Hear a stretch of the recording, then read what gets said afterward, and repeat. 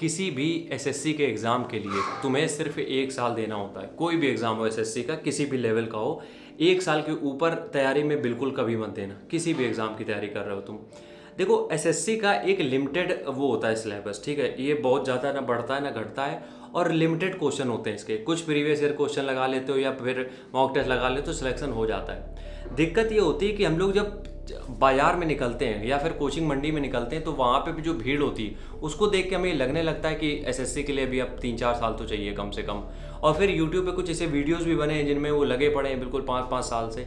देखो हम अगर अपना बताएं, अगर 1 साल तक 2 साल तक मेरा ना हो तो हम वो छोड़ ही दें। ये मेरी अपनी सोच है, तुम लोगों का हम नहीं कह रहे भैया ना छोड़ देना, लेकिन हम अपना बता रहे हैं 2 साल अगर हमने करी तैयारी नहीं हुआ तो हम छोड़ देते हैं, खत्म। वैसे हमने कभी तैयारी करी भी नहीं सीरियस, ठीक है। तो एसएससी की जो तैयारी है, क्योंकि एसएससी देखो अगर तुम्हें मान लो कुछ नहीं आता है, हम मानते कुछ नहीं आता है, तुम बेसिक से भी करते हो, तो तुम बस मैथ और इंग्लिश में अपनी पकड़ बना लो। मैथ और इंग्लिश में इस तरीके की पकड़ बना लो कि तुम्हें बेसिक सब आता हो। क्वेश्चन में जितने भी बेसिक है, जैसे परसेंटेज है, तो तुम्हें इतना तो पता हो कम से कम 16 सही 2/3% कितना होता है, बस तुम्हें इतना पता हो तो यकीन मानो तुम आराम से एग्जाम क्रैक कर सकते हो। कि तुम्हें अगर बेसिक चीज़ें n+1/1 जो भी होता है, विषम पूर्ण संख्याओं का योग, ये सब जो बेसिक फंडामेंटल कह रहे हैं, जो बेसिक रूल्स है मैथमेटिक्स के, चाहे वो सिंप्लीफिकेशन हो, नंबर सिस्टम हो, एलसीएम एचसीएफ हो, कुछ भी हो, इनके जो बेसिक रूल्स हैं अगर वो याद है तुम्हें, वो पता है तुम्हें अच्छे से, तो तुम सवाल हल कर सकते हो। क्योंकि उसके बाद तुम प्रीवियस ईयर पेपर लगा लोगे, मॉक टेस्ट लगा लोगे, तैयारी धुआंधार हो जाएगी।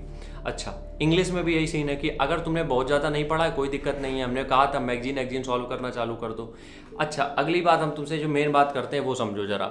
जब भी तुम एसएससी की तैयारी करते हो तो अगर मान लो जनरल नॉलेज नहीं तैयार है तुम्हारा, पूरा पढ़ने का मन भी नहीं है, हम सही बता रहे हैं, पिछले 5 साल के क्वेश्चन उठा लो, उनका एक्सप्लेनेशन के साथ तैयारी कर लो। जीके में एक क्वेश्चन भी गलत नहीं होगा, मतलब उतने तो गलत होंगे जो सबके हो रहे हैं, लेकिन ऐसा नहीं होगा कि तुम्हारे ज़्यादा गलत हो गए, ऐसा नहीं होने वाला है। तो जब भी तुम्हें जिसके साथ भी ये दिक्कत हो, ध्यान से सुनना, जिसके साथ भी ये दिक्कत हो कि उनको ये लग रहा हो कि यार मतलब जीके तो बिल्कुल तैयार नहीं है मेरी, जनरल नॉलेज हम कैसे तैयारी करेंगे, अब टाइम भी कम बचा है, तो तुम लोगों के लिए बस एक ही एडवाइस है, पिछले 5 साल के सारे पेपर उठाओ और उनको एक्सप्लेनेशन जो उनके दिए उसके साथ रट डालो।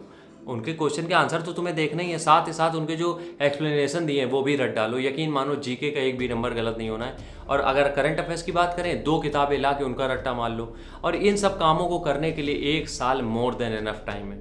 लेकिन हाँ, 1 साल वो फिर तुम्हें छुट्टी उट्टी थोड़ी सी अवॉइड करनी पड़ेगी।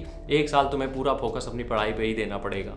1 साल तो कम से कम घिसना पड़ेगा। और घिसने का मतलब ये नहीं कि 14 घंटे, घिसने का मतलब ये है 7 घंटे, 6 से 7 घंटे डेली के। और यकीन मानो एसएससी की तैयारी बिल्कुल आराम से कर सकते हो। तो अगर अभी भी तुमने टारगेट बनाया है किसी एग्जाम का अगले साल या जो भी है, अभी से तुम टारगेट ये बनाओ कि 6 से 7 घंटे तुम्हें डेली देने हैं। और यकीन मानो, हम दिल से बता रहे हैं कि तुम्हारा सिलेक्शन 100% होके रहेगा।